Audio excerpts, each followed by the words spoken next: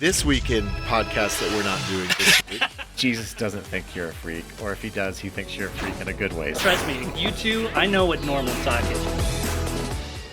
Hey guys, it's Emily Chow with Plugged In, and today I'm going to teach you about all of the parental controls available for Netflix.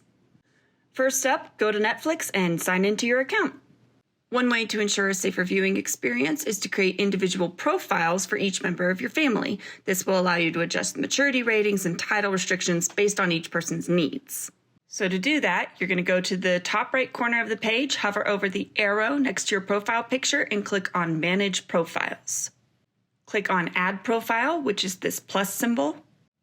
Go ahead and give it a name. It could be the name of the child that you are creating the profile for, and if necessary, toggle this Kid Profile option. As you can see, if selected, this profile will only see TV shows and movies rated for ages 12 and under.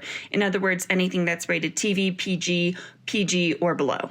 When you're done with that, just click Continue.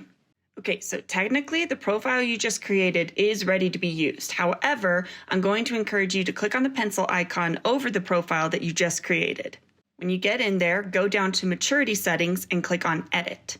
Enter your account password and click Continue. Okay, so this is why I encouraged you guys to click on the Edit button.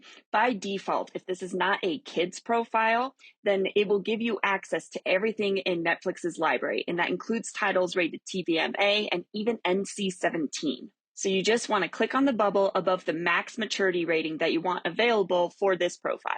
This is also the area where you can toggle on and off the kids profile option, depending on whether or not you did that earlier or changed your mind or what have you. And while you're at it, if there's any TV show or movie that you don't want your kids to be able to watch, all you have to do is type it into this title bar, and if it's available on Netflix, click on it and it'll block it. When you're done with all of that, just click Save to finalize. Okay, so now that you've created these separate profiles for your family, you're going to want to add a pin to the non-kid profiles. You can do that by once again coming in and hovering over the arrow next to your profile pic, but this time click on Account. In your account settings, scroll down to Profile and Parental Controls, and then click on the profile you want to add the pin to. Click on Change next to Profile Lock. Enter your account password and click Continue. Check the box to require a pin, then go ahead and enter a 4-digit pin.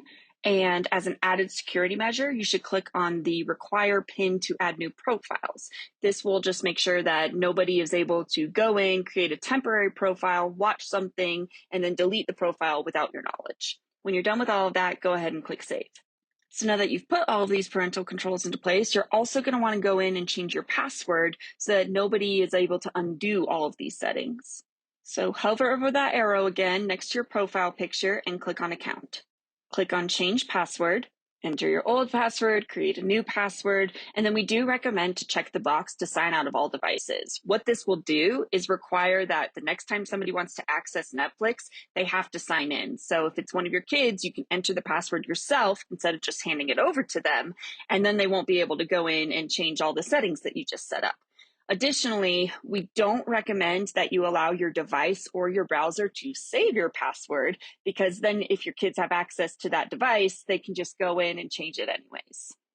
Okay, so if you followed our advice to sign out of all devices, you can skip this step. But if you didn't, or let's say you go to a friend's house, log in, and then forget to log out when you leave, we're going to show you how to log out of individual devices or all devices now.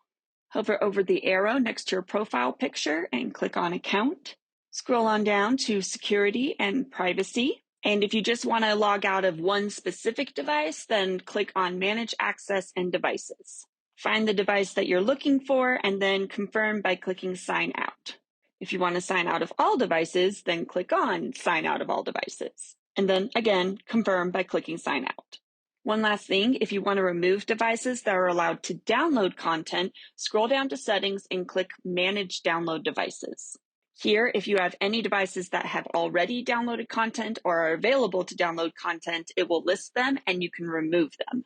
Okay, so now we're going to show you how to monitor what is actually being watched on your Netflix account, regardless of the profile. One quick note before we dive in, at Plugged In, we really like to encourage discussion. So if you use this tool to figure out what your kids are watching on Netflix, we still encourage you to have a discussion with them about what they're watching, figure out why they're watching that, and if it's inappropriate or something, help them learn why they shouldn't do that in the future.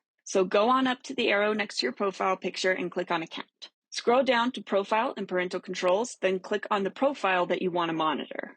Click on View next to Viewing Activity, and then you'll be able to see everything that this profile has viewed. It'll show you the title. If it's a series, it'll show you the specific episode of that series, and it will also show you the date that it was watched on.